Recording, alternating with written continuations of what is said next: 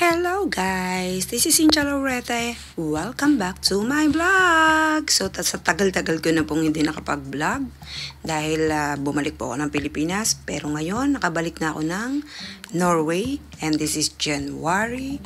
First week ng January dito, 2025. Welcome to me! Ayan. Unang linggo ng January ay maglinis ng snow. Snow po yan mula kagabi. So, pagdating ko galing ng airport, pahinga, and then, naglinis kami ng bakuran kasi hindi po kami makakalabas ng bahay. Pagka hindi mo nilinis yung harap ng pinto mo, pati bakuran, di makakalabas yung sasakyan. So, ayan, buong bakuran lang namin nililinisan namin dahil yung sa may kalye, may traktor na naglilinis doon. At, yun na lang ang tanging aayusin nila. So, ayan ang aking kwentong buhay sa Norway. Pagdating po, kailangan trabaho agad.